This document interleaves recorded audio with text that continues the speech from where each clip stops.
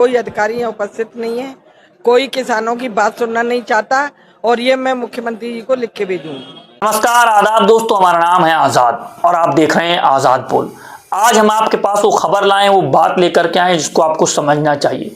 आप सोचिए कि आपकी सरकार है, आपने जिसको चुना है, उसमें सरकार में एक मंत्री हैं, मंत्री महोदया का भी हम नाम नहीं लेंगे, आपको बता रहे हैं महोदया हैं, स्त्री हैं।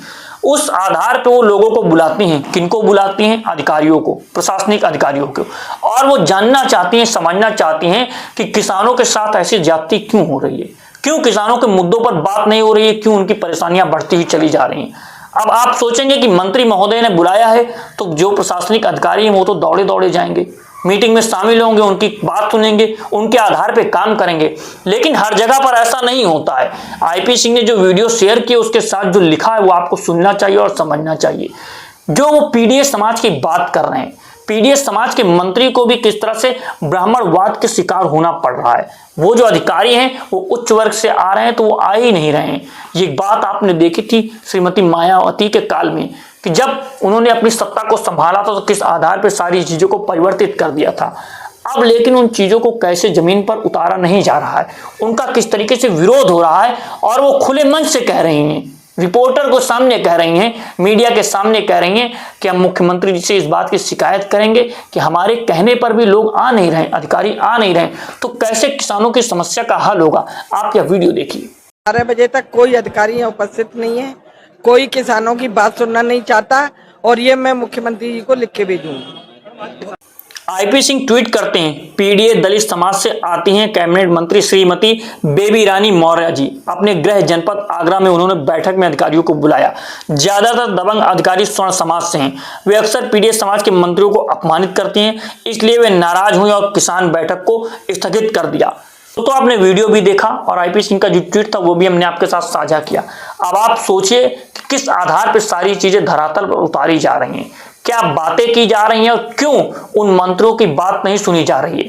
अब आप सोचेंगे कि आप विधायक बन गए, आप सांसद बन गए, आप मंत्री बन गए तो आपकी वाहवाही हो जाएगी और आपके आधार पर सारे अधिकारी काम करेंगे। लेकिन यहां पर भी बहुत सारी चीजें देखी जाती हैं। और आज के समय में, वर्तमान समय में सरकार में बैठे हुए मंत्रियों की हैसियत क्या है? क्या वो अपने नाम पर जीत करके आए? क्या वह अपने अधिकार के नाम पर जीत करके आए, अपने चेहरे के नाम पर जीत करके आए? आज तो सरकार ऐसी चल रही है कि जो दो लोग हैं वही सत्ता को संभालते हैं, चाहे आप केंद्र की बात करें फिर चाहे राज्य की बात करें।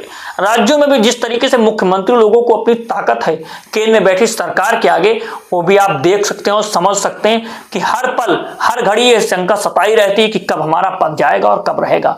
और मुख्यमंत्री के तौर पर भी जब लोगों को बैठाया जा रहा है तो किन लोगों को बैठाया जा रहा है, क्या उनकी अपनी हैसियत है उस मुख्यमंत्री पद पर बैठने की? अगर केंद्र सरकार ऊपर से हाथ खींच ले, क्योंकि जो नाम वहां से ला दिए जाते हैं वही चुन लिए जाते हैं। अब किसी का कोई बहुमत नहीं रह गया, किसी का कोई शासन नहीं रह गया, क्योंकि जो दो लोग बोल देंगे वही किया जाएगा। देश में दो ही लोग हैं जो पूरी सत्ता को चला रहे हैं। वो कौन है ये आप जानते हैं, किस आधार पे वो काम करते हैं ये भी आप जानते हैं। इन सारी चीजों को आप कैसे देखते हैं? और जो सत्ता की निरंकुशता है और सत्ता का जो एक संकेंद्रीकरण हो गया है, एक जगह पर सत्ता आकर के सिमट चुकी है, इस मुद्दे के बारे में आप क्या सोचते हैं? क्योंकि लोकतंत्र में तो कहा गया था संघात्मक शासन होगा, संघीय व्यवस्था का पालन किया जाएगा, लोकसभा होगी, राज्यसभा होगी और राज्यों को अपनी सरकार चुनने का मौका मिलेगा, देश की जनता को अपनी सरकार चुनने का मौका मिलेगा। क्या लेकिन सच में जमीन पर आप अपनी सरकार चुन रहे हैं?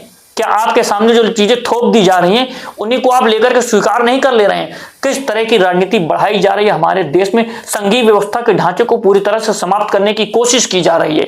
जो पंचायती राज की शुरुआत की गई थी कि जमीनी स्तर पर राजनीति पहुंचे और वहां का नेतृत्व ऊपर तक आए, उन सारी चीजों को ध्वस्त किया जा रहा है, उन सारी चीजों को समाप्त करने की कोशिश की जा रही है। और मंत्री क्या, विधायक क्या, सांसद क्या, इन लोगों की क्या हैसियत है अपनी मंत्रिमंडल में, अपने राजनीतिक करियर में और अपने चेहरे पर, यह आप साफ जानते हैं। अगर आप चाहते हैं कि इस तरह के मुद्दे हम आप तक पहुंचाते रहें तो वीडियो को ज्यादा से ज्यादा शेयर कीजिए और कमेंट बॉक्स में कमेंट कीजिए, बोल क्लब आजाद है तेरे। अगर आप इन सारे मुद्दों को डिटेल में समझना चाहते हैं, संविधान की सारी प्रस्तावना और सारे मुद्दों को समझना चाहते हैं तो हमारी प्लेलिस्ट में जाइए, बोल क्लब आजाद है तेरे, जो आजाद बोल की प्लेलिस्ट है उसमें सारी चीजें आपको दी गई हैं। देश की बात, जनता की बात आजाद के साथ, उसमें हर एक मुद्दे को एक्सप्लेन किया गया है, उसको आप समझने की कोशिश कीजिए, क्योंकि जनता का ही आधार है लोकतंत्र में और जनता को समाप्त करने की कोशिश की जा रही है। जनता को जनता ना रहने दिया जाए, प्रजा बना दी जाए, इस कार्य पे सब लोग लगे हुए हैं। हमारा उद्देश्य है जनता को जागरूक नागरिक में में तब्दील किया जाए। मिलते हैं आपसे अगली वीडियो में। देखिए, नमस्कार, जय हिंद, जय भारत।